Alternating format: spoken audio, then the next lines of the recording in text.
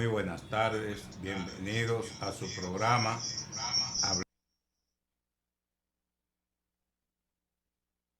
Miguel Cabrera, y hoy vamos a tener un análisis acerca de una obra que escribió la doctora Dora Eusebio. Esa obra se titula Feminismo, Genealogía y Patriarcado. Obra que la doctora Dora Eusebio, quien es licenciada en Derecho de la Universidad Autónoma de Santo Domingo, realizó una maestría en FLASO, la Facultad Latinoamericana de Ciencias Sociales. Además de eso, hizo un doctorado en el País Vasco, en la Universidad del País Vasco, y también, además de eso, fue profesora titular de la Universidad Autónoma de Santo Domingo, UAS, también directora de lo que es el Departamento de Investigación Científica de la Facultad de Ciencias Jurídicas y Políticas de la Universidad Autónoma de Santo Domingo.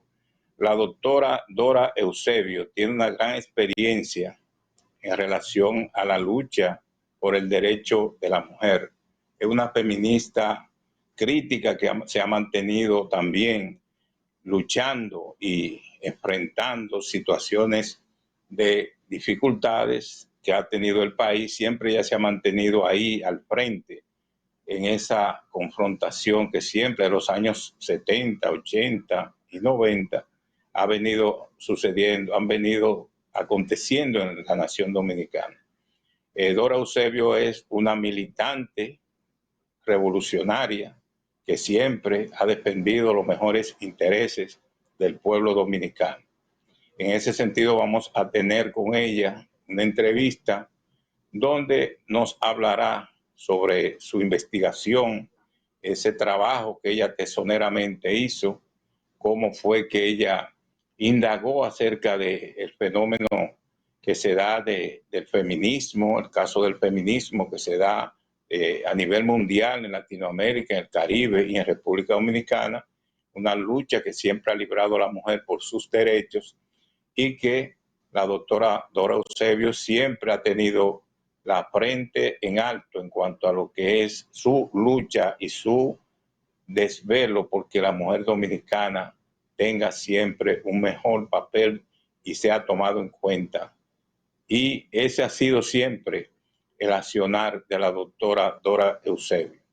La tendremos entonces en esa entrevista que le vamos a hacer y ella va a explicar cuál ha sido qué ella entiende por feminismo, cómo se ha desarrollado la lucha feminista en República Dominicana, cómo se ha dado, qué sentido ha tenido luchar tanto ya y cuáles han sido los desafíos y los retos que la mujer ha venido desempeñando en la sociedad dominicana, en la cual ha logrado alcanzar ciertos niveles de espacio. Es decir, la mujer dominicana se ha mantenido siempre en ascenso en cuanto a su rol que ha jugado en la sociedad dominicana. Entonces nosotros vamos a ver, vamos a tratar esa temática y ella va a explicar cómo ha sido ese accionar de la mujer y qué se entiende también por genealogía feminista, qué se entiende por ese pensamiento o esa genealogía que se da en cuanto a lo que ha sido el feminismo. A la doctora Dora Eusebio. Y buenas tardes, doctora Dora Eusebio. Bienvenido al programa. Buenas tardes. Buenas tardes, Miguel. Encantada de estar nuevamente con ustedes, esperando que aprovechemos muy bien este momento que vamos a compartir. Sí, la doctora Dora Eusebio no es una persona extraña en este programa. Ya le hemos realizado con estas 3 entrevistas, porque primero hicimos una sobre feminismo, otra sobre migración, y ahora que retomamos con ese libro que ella escribió hace unos días y que se puede encontrar en qué lugares, doctora, podemos encontrar ese libro. Está en el Economato Universitario ya a la venta, todo lo que quieran adquirirlo. Lo tenemos también en la calle Benigno Filomeno Rojas 308 en Incover. Muy pronto estará también en la librería Cuesta. Y bueno, poco a poco vamos a ir llevándolo a otras librerías para que más público pueda tener alcance a él. Bueno, haciendo ya una explicación, porque podemos ir contextualizando cómo usted realizó esa investigación, es decir, en Claro, claro. qué situaciones la motivaron a hacer una investigación donde usted hace mucho aporte ahí en cuanto a lo que es el conocimiento de lo que es la mujer, su derecho, más bien, cómo, y en un momento Sí, sí, sí. también muy estelar, doctora Dora, que es el momento en el cual se aprobó un nuevo código penal, donde se le ha hecho mucha crítica, incluso en el aspecto de cómo afecta a la mujer ese código. Pero eso lo vamos a ir debatiendo y planteando a medida que transcurre el tiempo, pero queremos hacer como una panorámica acerca de, sí, una panorámica en el sentido de contextualizar ese estudio que usted realizó. Claro, claro, sí, sobre el Código Penal podemos hablar esta tarde, luego o en otra oportunidad. Pues esta obra, Feminismo, Genealogía y Patriarcado, realmente en su propio título es la propia hipótesis, como en todas las investigaciones, ¿verdad?, de cierta condición. Entonces, yo milito en el feminismo, tanto eh, como doctrina, como movimiento, como teoría, ¿verdad? Pero como dentro del movimiento tengo una experiencia vasta, como tú comenzaste a señalar, participé en la creación, la fundación de la Unión de Mujeres Dominicanas, la agrupación de abogadas dominicanas, junto a otras. Esta surgió a partir de un artículo, de dos artículos que escribí en la prensa, el periódico La Noticia de entonces. También fundé junto a otras abogadas el Centro de Servicios Legales para la Mujer. Y entiendo que el feminismo es un movimiento social eh, revolucionario, contestatario, que, que queda en su seno todavía muchas reservas. Entiendo que es el movimiento cultural internacional más impactante de los siglos XX y XXI. Por suerte todavía tenemos un feminismo contestatario, un feminismo en el país capaz de responder, por ejemplo, a imposiciones como las que acabas de mencionar del Código Penal. El movimiento que se mantuvo activo enfrentándolo fue justamente el movimiento feminista, pero también yo tengo algunas preocupaciones. Por ejemplo, me preocupa que no tenemos abordamiento teórico o tenemos poco, porque nunca se puede hablar así. Hay dos feministas que incursionan también en los aspectos teóricos dominicanos, pero no viven en el país. Y me refiero a Ochi Curiel y me refiero a Espinosa, pero y Lusitania Martínez, por supuesto, también. Pero estudiar el aspecto teórico no ha sido muy recurrente en el país. O prácticamente no tenemos teoría feminista dominicana. Estamos, si acaso, construyéndola. ¿Qué sucede? Que el abordamiento teórico de los problemas que han ocurrido, de la historia, de los acontecimientos, ya se hace necesario. Se cuenta también con un libro que trata la historia de las feministas más importantes, pero este libro no. Este libro lo que trata es pensamiento, lo que trata es teoría. Entonces, ese interés por mantener la contestación dentro del movimiento de mujeres es lo que me ha llevado a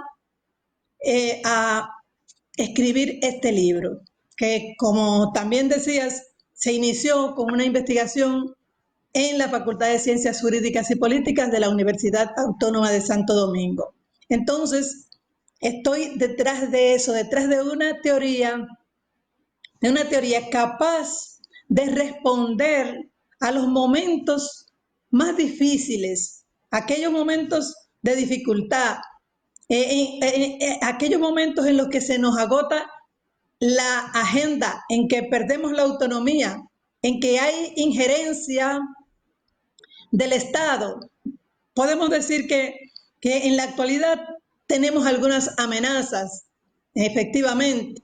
O sea, esa autonomía que tenía el movimiento feminista en la década de los 80, en la década de los 70, hoy se ve un poco restringida o se ve restringida por la participación de las agencias de cooperación, que son las que trazan el norte, de que son las que definen las agendas, y en colaboración con los estados. Entonces, ¿qué sucede? Que no se parte de líneas propias, no se parte de objetivos, no se parte de planes auténticos. Entonces, esto me preocupa y recurrí a la genealogía en la búsqueda de verdades. Entonces, explico en la obra qué es la genealogía para que se entienda por qué ha sido utilizada en la misma. La genealogía anteriormente se conocía como búsqueda de información alrededor de los ancestros personales, de la genética personal, pero hoy día hay otra consideración y de la genealogía entendiéndose como una ciencia, como una disciplina de investigación, de búsqueda de la verdad oculta en creencias, en filosofías falsas, en historias no reales, sobre todo sostenidas y encubiertas por el poder. Las relaciones de poder nos presentan entonces verdades a medio construir, nos presentan, nos cambian la verdad por la mentira por la verdad. Entonces, esa verdad atrapada en las relaciones de poder, en las creencias filosóficas, religiosas, manipuladas, es lo que trata de contrarrestar la genealogía para convertirla en ¿qué? Para convertirla en una historia subversiva, para convertirla en una narrativa de subversión. Entonces, fíjate que quien primero habló de genealogía fue Nietzsche, que no es uno de mis autores predilectos, y luego Foucault. Pero hay un punto de vista de Nietzsche que me interesa mucho, porque él dice que la norma del conocimiento no puede estar separada de la norma de las acciones. Y eso es cierto. No podemos tener un pensamiento, una idea escrita y entonces actuar contrariamente a cómo está definido ese pensamiento. No se puede tener una constitución que diga que todas las desigualdades están condenadas por la misma constitución, que el principio de la igualdad es el principio fundamental y que la dignidad de las personas es también los puntos de partida de la constitución para usted entonces luego obviar todo eso. Pues utilicé la genealogía porque me pareció un recurso magnífico para esto y la apliqué a el movimiento feminista. Trabajo primero las precursoras del feminismo, Salomé Ureña de Enrique, algunas, y sobre todo pensamiento, ideas, eso es lo que yo trabajo. En Salomé Ureña de Enríquez encuentro una precursora de primer orden, porque en ella encontramos una persona de una gran formación, o sea, de una visión política, porque ella abrazó el liberalismo en aquellos tiempos en que era una concepción revolucionaria para el poder.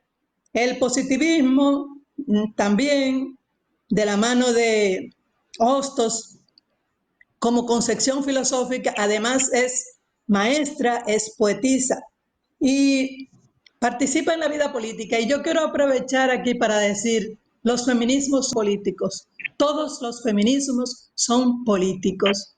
Luego,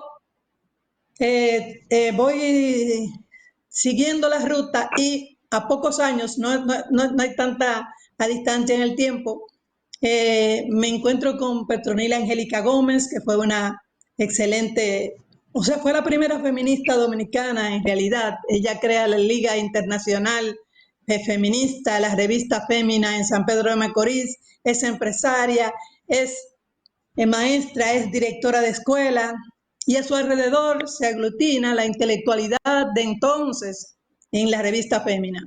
Justamente, Abigail se puso en contacto con ella Abigail Mejía, a través de la revista Fémina, y publicó un artículo. Pero de Petronila quiero decir que además de esa obra magnífica que hizo, política y literaria, se opuso también a la intervención norteamericana, contundentemente.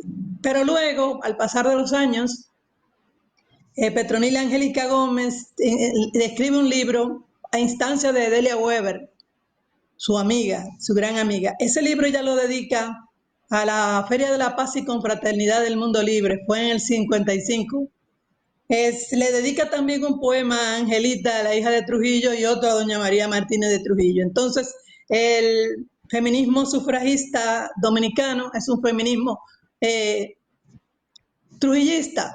Nos encontramos luego con Abigail Mejía, que tiene un pensamiento hasta cierto punto, hasta dialéctico.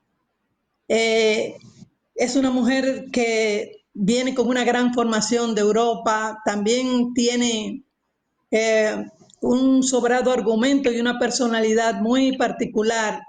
En sus artículos, en su trabajo, encontramos críticas tangenciales al gobierno, si se quiere decir, porque ella decía que en la Cámara de Diputados, entre los funcionarios, habían muchos vagos que solo estaban ahí por ser funcionarios, pero que habían muchísimas mujeres con más talento. Sin embargo, Abigail Mejía acepta todas las ofertas del Rafael Leónidas Trujillo, del dictador, y entran en una especie de relación política y digamos, de sostenimiento, y Abigail Mejía llama a Trujillo el presidente feminista.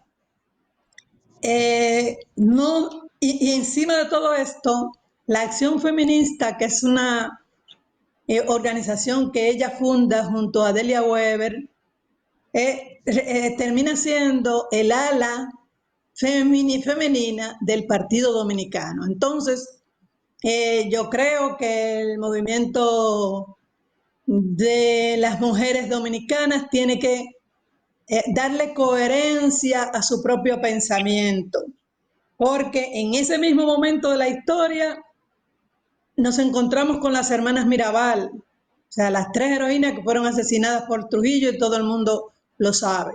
El movimiento feminista fue en la década de los 80, a un evento internacional latinoamericano, donde se propuso que el 25 de noviembre, el día en que Trujillo las asesina, se convirtiera en el Día Internacional de la No Violencia contra las Mujeres. Entonces, ahí hay una incoherencia.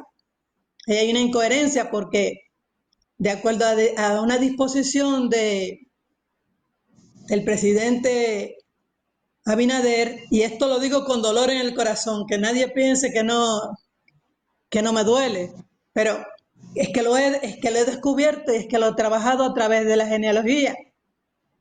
Los restos de Abigail descansan en el altar de la patria.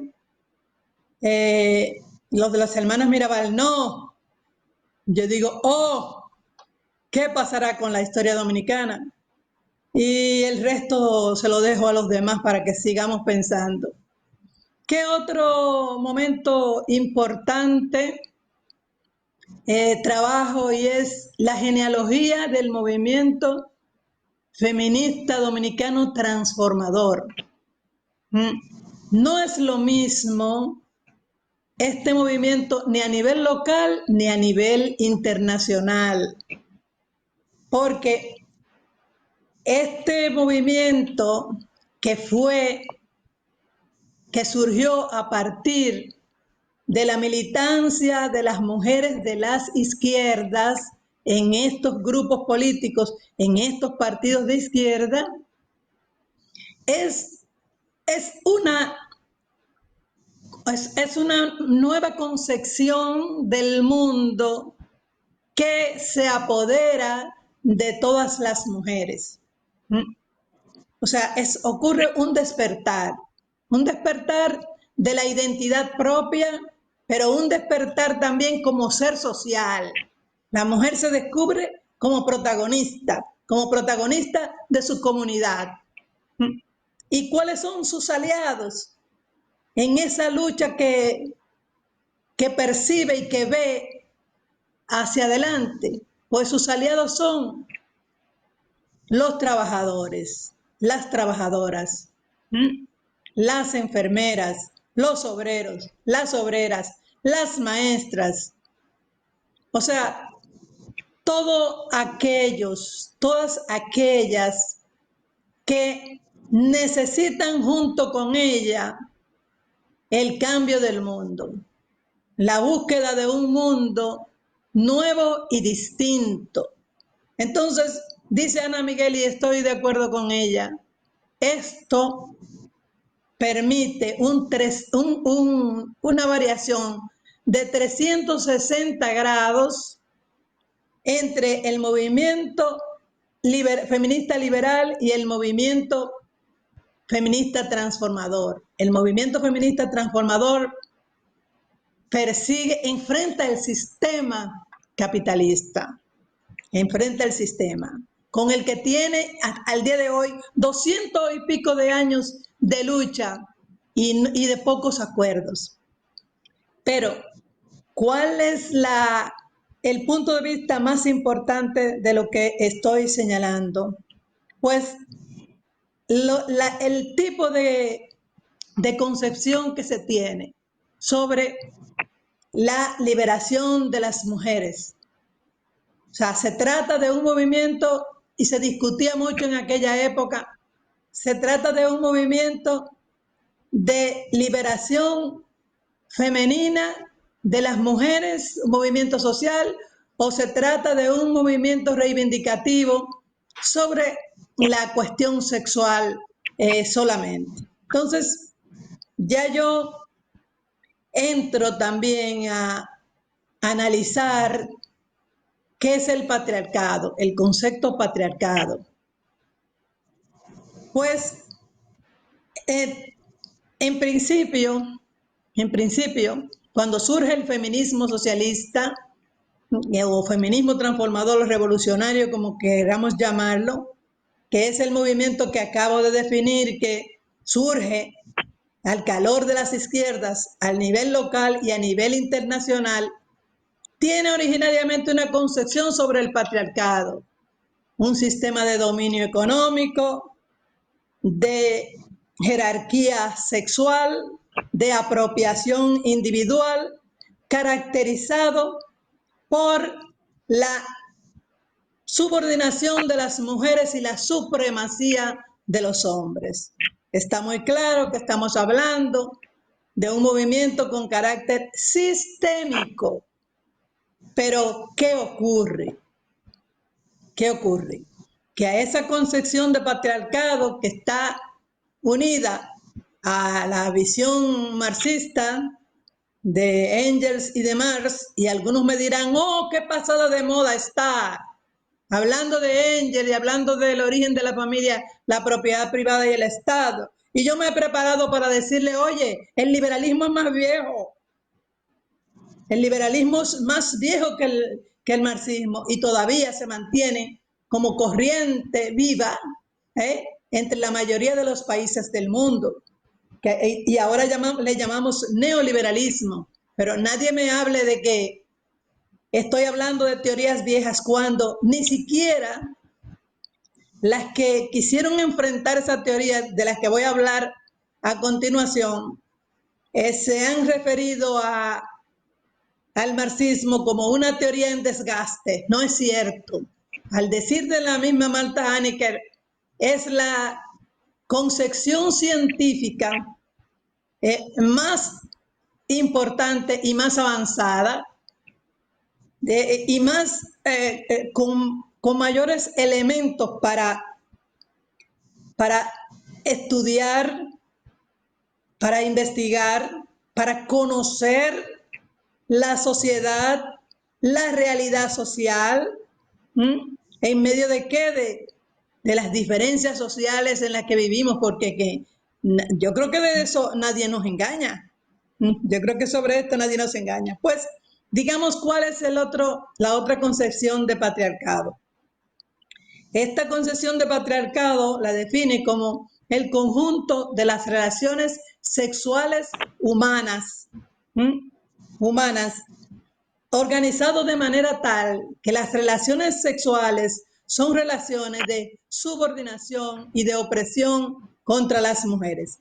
O sea, vemos que sus características son ideológicas. Estamos hablando de una estructuración ideológica, mientras que en la anterior hablábamos de una visión económica y también de correspondencia entre los sexos. Entonces hay una diferencia marcada entre una y otra, y las mujeres tenemos que decidir con cuál nos quedamos.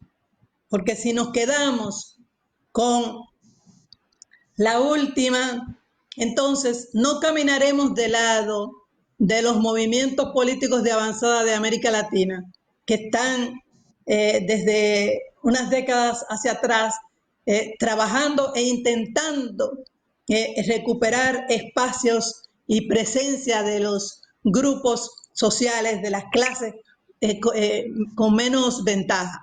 Pero déjame decirte, ¿de dónde surge esta definición de patriarcado y en qué derivó?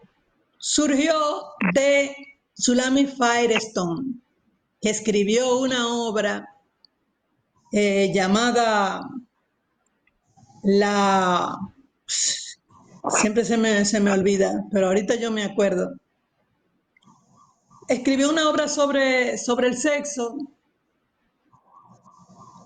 en la que ella señala que el motor de la historia no es la lucha de clases, sino que son las relaciones sexuales. O sea, ella dice que todo se inicia a partir de la relación de subordinación que se crea en la pareja de distintos sexos. Entonces, estamos hablando de una visión radical. Se crea, entonces surge el feminismo radical. Se puede decir, y yo lo sostengo, en el país y en el mundo, el feminismo radical se colocó por encima del feminismo socialista. De manera que hoy el feminismo es mucho más abierto hacia el conflicto sexual, o sea, el tema de violencia, los temas del aborto, pero no se dirige, no busca la fuente social y económica en la que se produce el conflicto, porque ¿quiénes son las mayores víctimas de violencia de género, de violencia intrafamiliar? Pues son las mujeres, de las barriadas populares. Sé que también ocurre en otros medios, pero busquemos las estadísticas. Las víctimas de feminicidio son la mayoría de mujeres que tienen de alguna manera un desamparo social, cultural, educativo. Y son entonces es más fácil para ellas caer en las redes del perverso machista que las golpea y que finalmente las asesina. Entonces, ese contexto, el feminismo radical lo olvida y nos quedamos entre las pequeñas burguesas, nos encontramos en las mujeres de clase media, ¿verdad? Y olvidamos entonces ¿dónde qué ocurre? Yo propongo el feminismo crítico, lo propongo como un feminismo de clase, como conocimiento sistematizado derivado de la práctica de los grupos de mujeres, porque mi concepción de feminismo crítico implica que las principales actoras, actrices de la realidad social son las mujeres y son precisamente esas que más necesitan de una ruta feminista liberadora, porque como decía ahorita, el conflicto hombre-mujer se agudiza cuando las condiciones económicas, sociales, educativas no son propicias. Entonces, estamos hablando de un feminismo crítico que ahí lo trabajo también en el libro, de un feminismo crítico que le importa la vida de la mujer sin pareja, ¿verdad?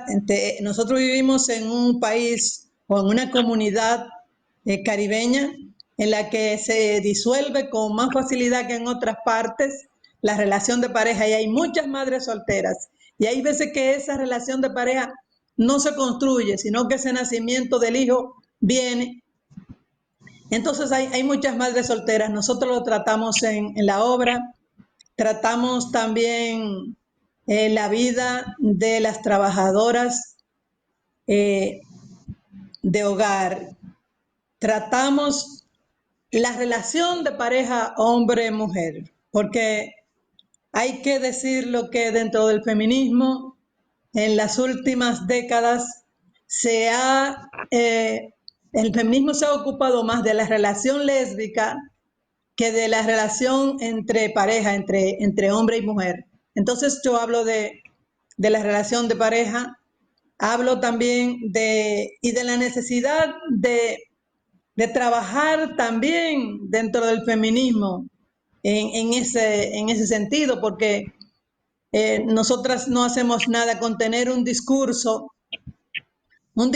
que eduque parcialmente. O sea, necesitamos un discurso que eduque y que garantice mejoría en sentido general para toda la sociedad del futuro, mejor vida para nuestros hijos, nuestras hijas, nuestros nietos y nietas. Entonces, también hablamos de la vida en soledad, la preferencia de la vida en soledad y de la identidad sexual, de la asignación de roles. Hablamos también de la mujer caribeña, o sea, porque una cuestión que debí de haber dicho antes y no he dicho es que el feminismo local nuestro, como el de toda Latinoamérica, se alimentó y se alimenta fundamentalmente de teorías externas producidas casi todas en Estados Unidos o producidas en Europa. Entonces, yo digo que ya es tiempo, ya tenemos la suficiente experiencia y los suficientes conocimientos como para ir pensando en nuestra propia teoría e ir pensando en cómo darle respuesta a a esas mismas teorías que vienen de fuera y que siempre no son las mejores. Yo hablo trabajo en el libro también, lo que es el feminismo decolonial y el feminismo queer, sobre todo el feminismo queer que surge en los Estados Unidos. Casi todos surgen en los Estados Unidos, casi todos. A excepción del feminismo socialista, después todos, el radical, el de la diferencia, el feminismo decolonial, el feminismo queer, surgen en Estados Unidos. Entonces, el feminismo queer surge, esa es una expresión que se usa en Estados Unidos para catalogar a un tipo de persona que se ha desenvuelto, que ha vivido en la marginalidad, en los barrios populares, en los barrios más pobres, donde en ese tipo de personas concurren diferentes tipos de discriminaciones que también se denominan interseccionalidad. Es decir, son mujeres pobres, son mujeres negras, afrodescendientes, son mujeres lesbianas y con también herencias de etnias culturales que no siempre las favorecen. Entonces, ese concepto se trasladó a una universidad de Estados Unidos y se discutió y se transformó en algo esperanzador.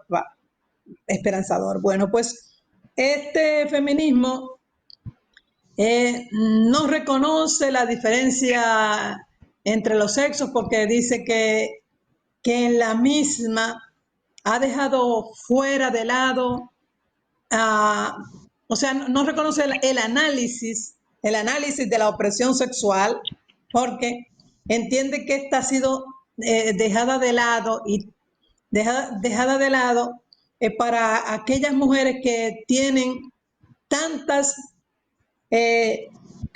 discriminaciones sobre sí mismas. Pero la verdad es que cuando uno lo estudia a profundidad, se da cuenta de que desde este feminismo, eh, también se trata todo lo relativo a la sexualidad, pero a pesar de que se habla de la interseccionalidad, pero esta misma no se ataca como un producto social de la sociedad de clases, no, se ve como una desgracia particular. Entonces, no es un feminismo de clases, no es un feminismo de clases. Bueno, ahora yo voy a dejar que tú me hagas alguna No, pregunta. no, y muy importante su análisis. Usted ha hecho una panorámica general de lo que ha sido su obra. No, no, muy buena, por lo menos un análisis ya que pone en contexto lo que ha sido ya su estudio. Ahora, hay cosas puntuales que nosotros debemos de analizar. Por ejemplo, la mujer ya en este siglo XXI ha ido avanzando. Cuando usted señala que el feminismo es político, entonces me vino a la mente inmediatamente cómo la mujer dominicana, en este caso, incluso en Latinoamérica, porque hay mujeres que han logrado la presidencia de la República. Es decir, entonces uno piensa, por lo menos en algunos países de América Latina, y entonces uno piensa, aquí en Dominicana ha avanzado también en el plano político, ocupando posiciones políticas de relevancia. Entonces uno piensa, en el caso de este nuevo siglo, la mujer ha avanzado, es decir, ha logrado una posición importante debido a su preparación. Porque si nosotros vamos a la universidad, doctora Dora Eusebio, vemos que el gran porcentaje de mujeres que hay en las aulas, es decir, la mujer dominicana se ha ido preparando y esa preparación y esa educación, esa formación que ha tenido, la ha llevado también a lograr espacio, a ir subiendo niveles de decisión y lograr puestos donde han jugado un papel importante. Es decir, que el siglo XXI ha sido un siglo, yo diría, de avance para las mujeres.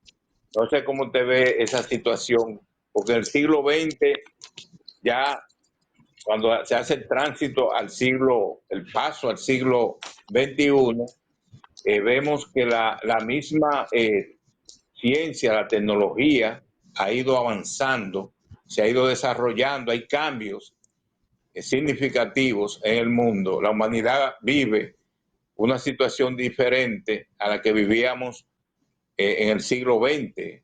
Incluso hasta finales del siglo XX se fueron preparando las condiciones, tanto científicas como tecnológicas, para que nosotros hoy vemos que todo ha cambiado.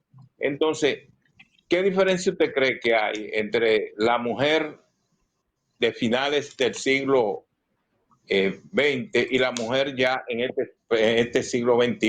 Es decir, ¿cómo la mujer de qué manera la mujer se ha ido insertando en el aspecto social y político en República Dominicana? ¿Cómo usted ve esa situación? Yo lo veo a partir de desarrollarse, de expandirse el feminismo socialista, el feminismo transformador, el feminismo revolucionario.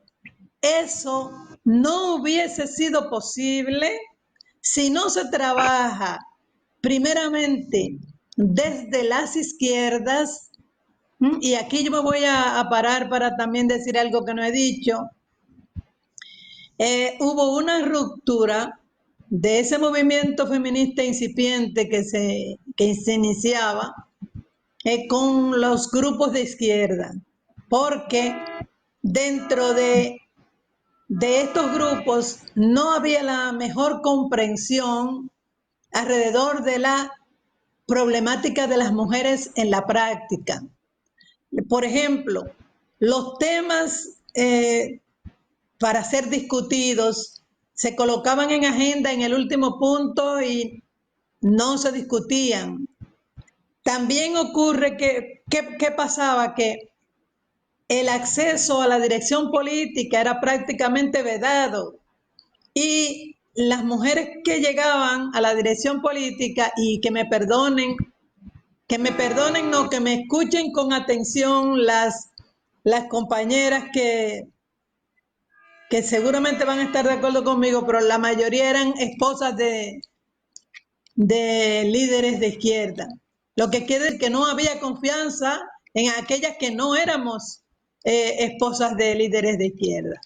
Y yo recuerdo una anécdota que me pasó una vez. Yo estaba parida de mi primer hijo, de Manolito, y resulta que, como cualquier persona de una inteligencia común y corriente puede imaginarse, llegué tarde a la asamblea con mi bebé pequeñito de días, que si es ahora no lo llevo. Y toco la puerta y abre un compañero y va y consulta con la mesa y le dice a la asamblea: nosotras vamos a dejar que la compañera participe, pero no va a tener derecho a la palabra. O sea, me sancionaron por haber hecho el sacrificio de presentarme a una asamblea en las condiciones que ya dije.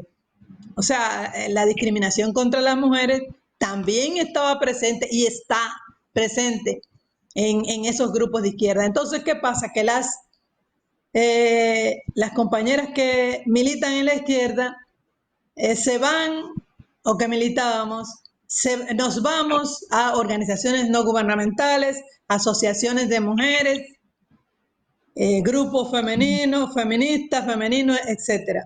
Pero en ese mismo momento ocurre la división de las izquierdas, o sea, se da un periodo de fragmentación, y las mujeres casualmente también salen en ese momento.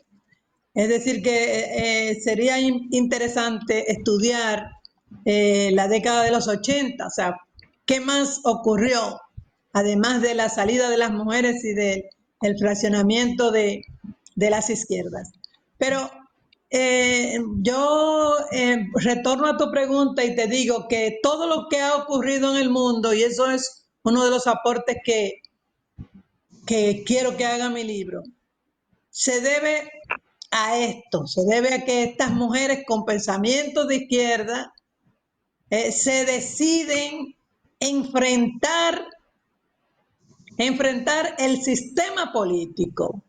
Y hay una ruptura entre las mujeres y ese sistema político que hoy no se siente tan así, hoy no se siente tanto, pero ocurre esa separación, esa ruptura de las mujeres,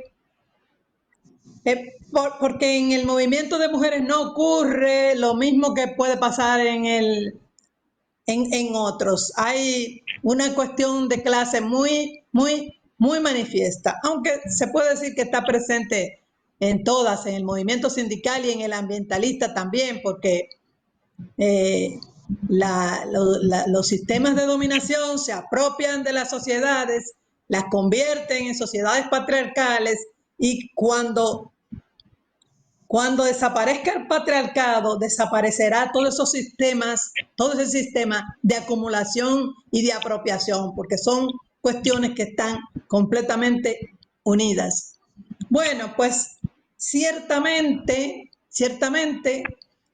yo te recuerdo lo que decía anteriormente, se trata de la revolución cultural y en algunos aspectos social también, más grande de la historia del siglo XXI y del siglo XX. O sea, lo que hemos hecho las mujeres no es poca cosa. O sea, si nos ponemos a ver el mundo de la década de los 60 para allá, del siglo pasado, y de la década de los 60, 70, 80 hacia adelante, vemos que es un mundo totalmente cambiado.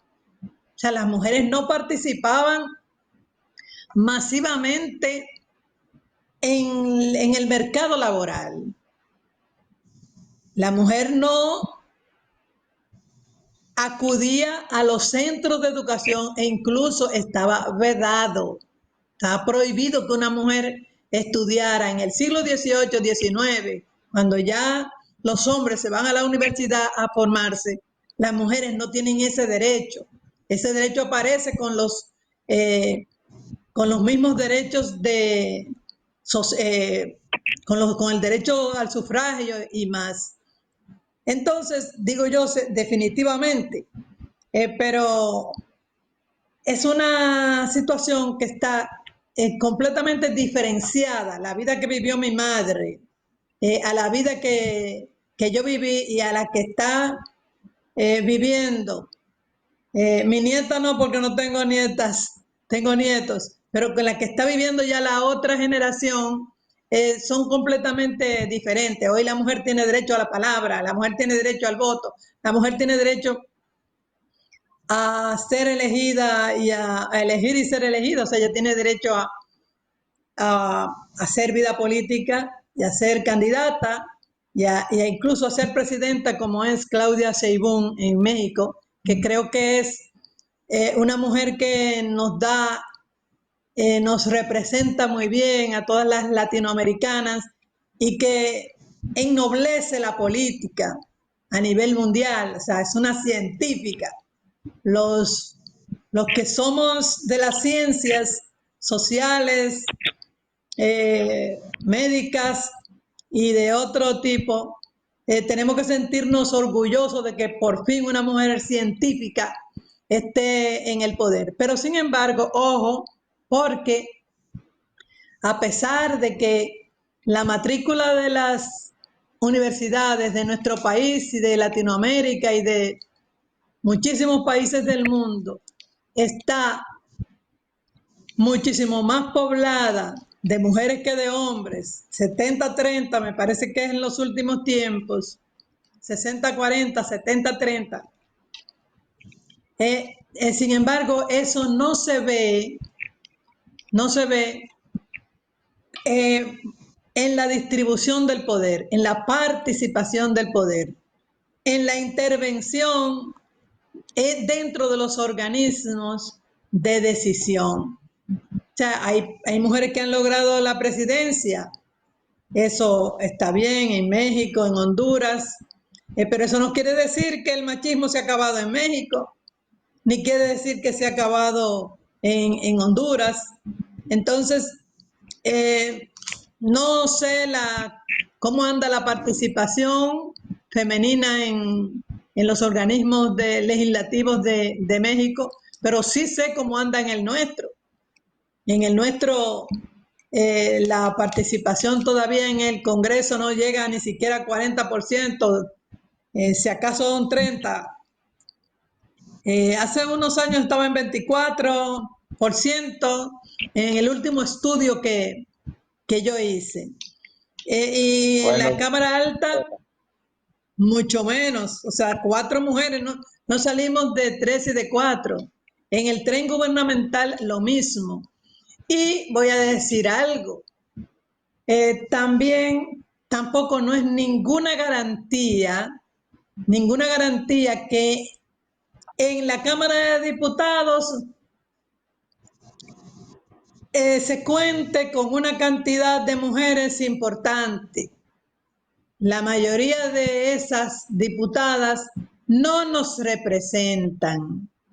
La mayoría de esas diputadas tienen un discurso vergonzoso, como el de la última diputada que se definió ella misma como sexóloga, que se dice que es pastora y que habló en unos términos imprudentes y vergonzosos con relación a la relación de pareja hombre-mujer.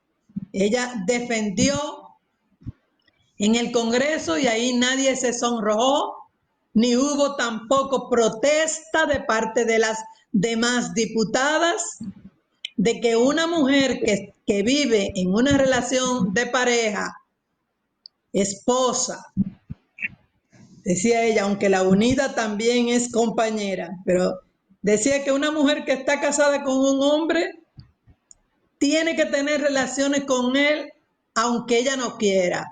Es decir, eso estaba incluido en el proyecto de Código Penal anterior.